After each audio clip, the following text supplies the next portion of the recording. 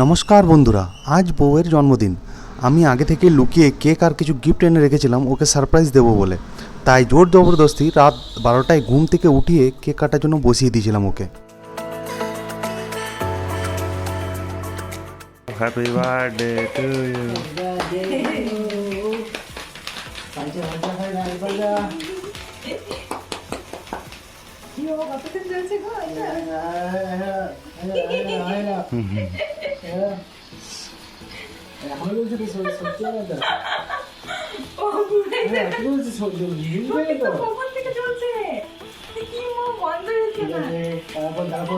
কেকটা কাটো, কেকটা কাটো।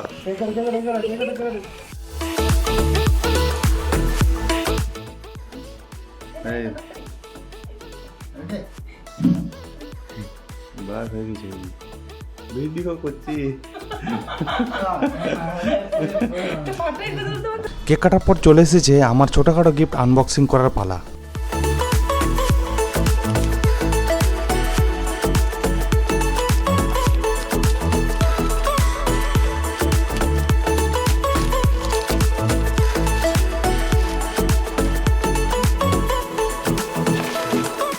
তোমরা কী ভাবলে যে আইফোন টাইফোন হবে নাকি? না না, সেসব কিছুই না। তোমরা তো দেখতেই পাচ্ছ, নিয়েছিলাম কিছু চকলেট আর একটা সিটি গোল্ডের চেন আর একটা লিপস্টিক, ব্যাস। সকাল সকাল বেরিয়ে পড়েছিলাম জন্মদিন উপলক্ষে মা কল্যাণেশ্বরী মন্দিরে পুজো দেবো বলে। আমাদের বাড়ি থেকে কল্যাণেশ্বরী মন্দিরের দূরত্ব মোটামুটি 26 কিলোমিটার। তবে আমরা যে শর্টকাট রাস্তাটা দিয়ে যাচ্ছি সেটা দিয়ে আমাদের মোটামুটি 4 কিলোমিটার রাস্তা কম পড়ে। চলে এলাম মন্দিরের সামনে, এখানে পুজোর জিনিস নিয়ে হাঁটা দিলাম মন্দিরের পথে।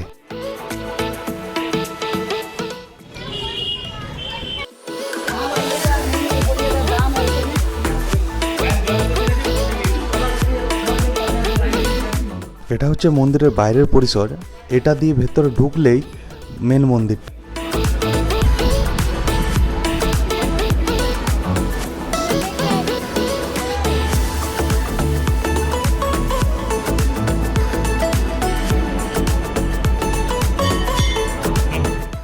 একটু লাইনে দাঁড়িয়ে থাকার পর ঢুকে পড়লাম মন্দিরে।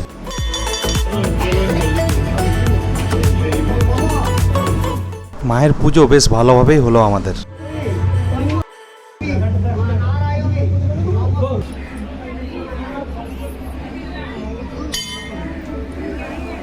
মায়ের পুজো দেওয়ার পর এবারে বাবার দর্শন করতে এলাম।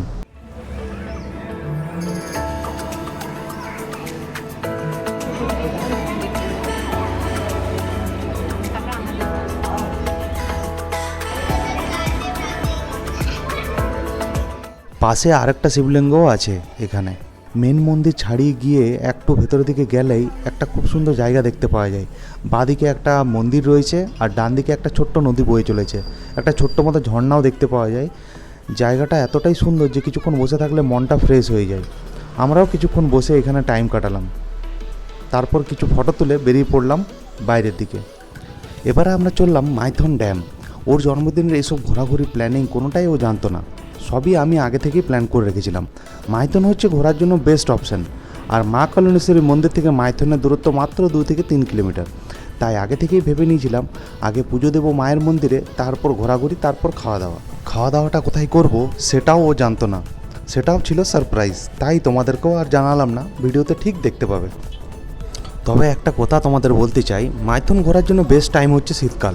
শীতকালে পিকনিক করার জন্য আর ঘোরাঘুরির জন্য অনেক দূর দূর থেকে লোক এখানে এসে থাকে। শীতকালে এই জায়গাটা সৌন্দর্য একটা আলাদা লেভেলেই চলে যায়, সেটা না এলে আর বোঝা যাবে না। এখানে যে কোনো সময়ই বোটিং করা যায়, কিন্তু শীতকালে বোটিং করতেই বেশ মজা লাগে। এখানে ছোটো ছোটো পাহাড়, গাছপালা, জলের মধ্যে থাকা ছোটো ছোটো দ্বীপ আর জলের সৌন্দর্য সবাইকে মুগ্ধ করে। পিকনিক স্পট এখানে অনেক। সারাদিন যদি এখানে ঘোরা যায় তাও একটুও কারোর বোরিং লাগবে বলে আমার মনে হয় না। মাইথনের সেপারেট ভিডিও যদি তোমরা চাও তাহলে অবশ্যই আমাকে কমেন্টে জানিও। আমি চেষ্টা করব মাইথনটাকে পুরো ঘুরিয়ে দেখাবার, কোথায় পিকনিক স্পট আছে, কোথায় পার্ক আছে, কোথায় বোটিং করতে পারো আর কিভাবে আসবে এখানে, সব কিছুই।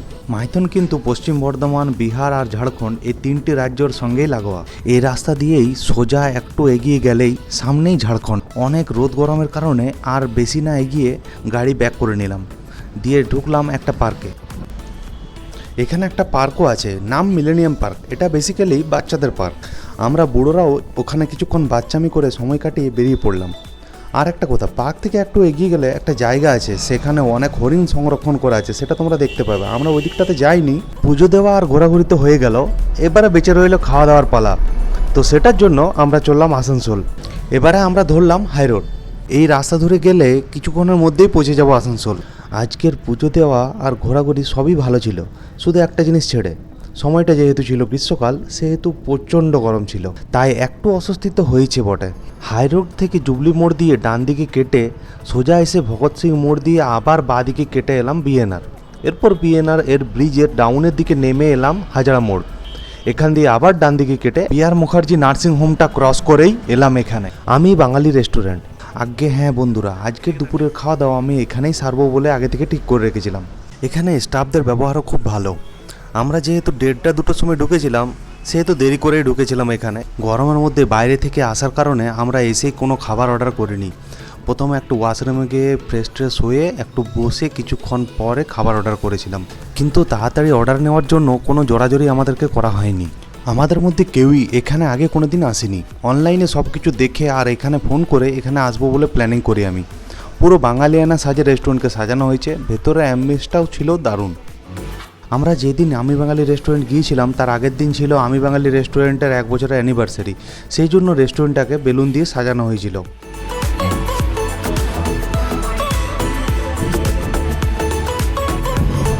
এটা হচ্ছে রেস্টুরেন্টের মেনু কার্ড। আমরা অর্ডার করেছিলাম একটা ভেজ থালি, একটা সরষে ইলিশ ভাপা, একটা ডাব চিংড়ি মালাইকারি আর 1 প্লেট এক্সট্রা ভাত। ভেবেছিলাম আর 1 প্লেট ভেজ থালি নেব, ভাগ্যিস নিইনি। নিলে ভালোভাবে সব স্বাদ নিয়ে আর খেতে পারতাম না, আর খাবার নষ্টও যেত।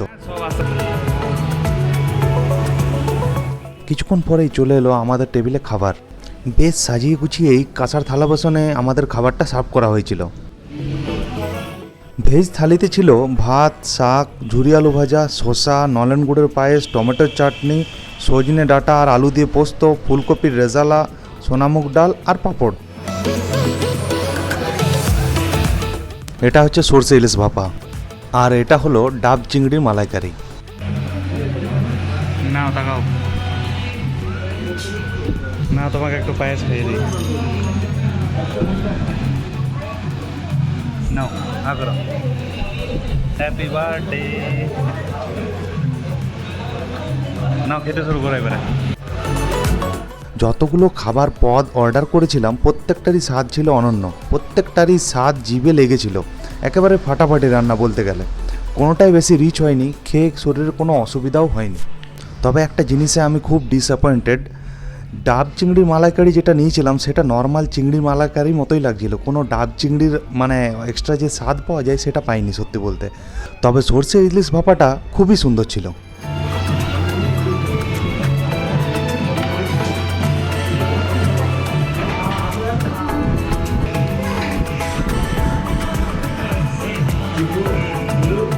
খাওয়া দাওয়ার শেষে আমি বাঙালি রেস্টুরেন্টের অ্যানিভার্সারি উপলক্ষে কমপ্লিমেন্টারি হিসাবে একটা গিফটও দেওয়া হয়েছিল।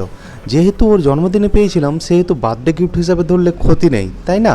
এটার আনবক্সিংয়ের ভিডিওটা শেষে দিয়ে দিলাম, তোমরা চাইলে দেখতে পারো। তো এসব ছোট ছোট উপহার, ঘোরাঘুরি, খাওয়া দাওয়া সব রকম নিয়ে ওর জন্মদিনটা একটু স্পেশাল করার চেষ্টার মধ্যে দিয়ে দিনটা কাটলো। ব্যাস, আমাদের এই ভিডিওটি এখান পর্যন্তই শেষ করলাম। ভিডিওটা ভালো লেগে থাকলে লাইক, শেয়ার, কমেন্ট অবশ্যই করবে। আর যারা যারা এই চ্যানেলে নতুন তারা চ্যানেলটাকে সাবস্ক্রাইব বা ফলো করতে ভুলবে না কিন্তু। সবাই ভালো থেকো, সুস্থ থেকো। এখনকার মতো টাটা।